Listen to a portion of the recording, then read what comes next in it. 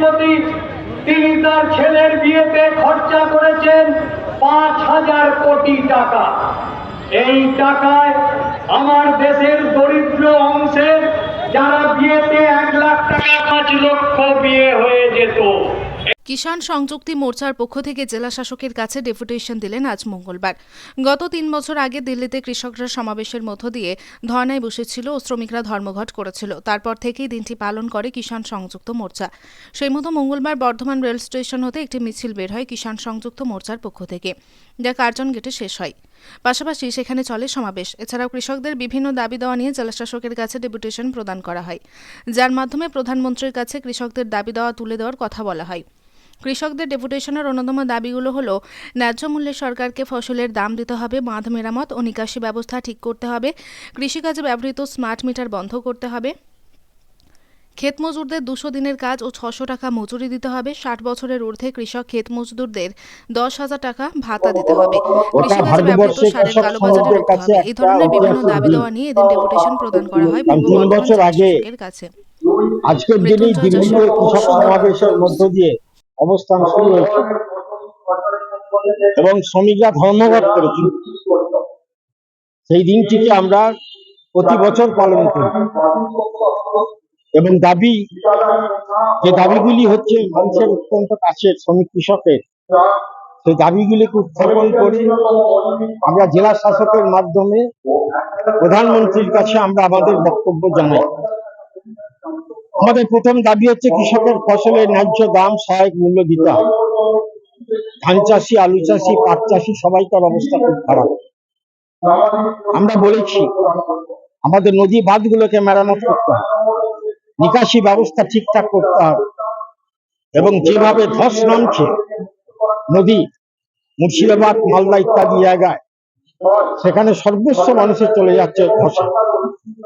আমরা বলেছি এই মুহূর্তে গোটা দেশে আমাদের দরকার ইলেকট্রিকের যে বিল, সেই বিল সম্পর্কে ব্যবস্থা গ্রহণ করতে এবং স্মার্ট মিটার বাতিল করতে। আমরা আমাদের দাবিতে বলেছি যে ক্ষেত মজুরদের 200 দিন কাজ এবং 600 টাকা মজুরি দিতে হবে। আমরা দাবিতে বলেছি যে কৃষক ক্ষেত মজুরদের যাদের 60 বছর বয়স, তাদের প্রত্যেককে 10,000 টাকা করে পেনশন দিতে হবে। আমরা বলছি সামনে আসছে আলু চাষ, সার পাওয়া যাচ্ছে না, সার নিয়ে চলছে ভেজাল, তার সঙ্গে কালোবাজারি, চাষিদের মাথায় হাত। এই যে দানার প্রভাবে বহু সবজি চাষির সর্বনাশ হয়ে গেল, 1 পয়সা ক্ষতিপূরণ সরকার সবজি চাষিদের দেননি। তাই কৃষকের জীবনে প্রতিদিন নেমে আসছে আঘাত। অন্নদাতা কৃষক আক্রান্ত, তেমনি আক্রান্ত আমাদের দেশের শ্রমিক। সে কল কারখানা জলের দামে বিক্রি করে দিচ্ছে মোদী সরকার। আজকে সবকিছু পেট ভরাচ্ছে আদানি। 88,000 কোটি টাকা মুকুব করে দেওয়া হলো। আমাদের দেশের SBI, LIC আগামী দিনে ঢুকবে। আমেরিকা মামলা করেছে, তাকে বাঁচাবার জন্য আপ্রাণ চেষ্টা করছেন মোদীজি।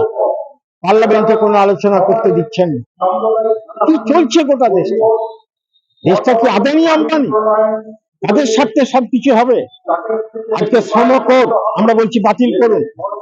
8 ঘন্টার জায়গা 12 ঘন্টা খাটাবার ব্যবস্থা হচ্ছে। মারাত্মক চাপ শ্রমিকদের উপরে। যে কোনো কারখানা বন্ধ করে দেবে বিনা নোটিশে, ছাঁটাই করবে। একদিকে তো বেকার বাড়ছে, পশ্চিমবঙ্গে তো কোনো কাজ নেই। লক্ষ লক্ষ পরিযায়ী শ্রমিক এখানে কাজ না পেয়ে অন্য রাজ্যে চলে যেতে বাধ্য হচ্ছে। একটার পর একটা কারখানা বেসরকারীকরণ হচ্ছে। এসবের বিরুদ্ধেই আমাদের আজকে সমাবেশ। আমরা বলছি আরজি করে ঘটনার পর শিক্ষা নেওয়া উচিত। কারণ এই সরকার যারা দুষ্কৃতিকারী, যারা ধর্ষণকারী, তাদের এখন পরিত্রাতা। তারা বুঝে গেছে যে আমাদের বাঁচাবার জন্য আছেন আমাদের খোদ মুখ্যমন্ত্রী। এই জিনিস যদি চলে, আমাদের মা বোনেদের কারো ইজ্জত থাকবে না ভবিষ্যতে।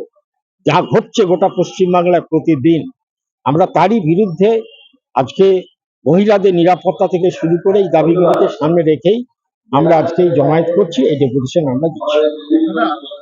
আবাস যোজনা প্রচুর দারুণ ভাবে চলছে আবাস যোজনা। ঠিক বলেছেন যে বিধায়কের শাশুড়ি পঞ্চায়েত প্রধানের বউয়ের নামেও একটা দুটো নয়, আপনি যা বলছেন কারেক্ট।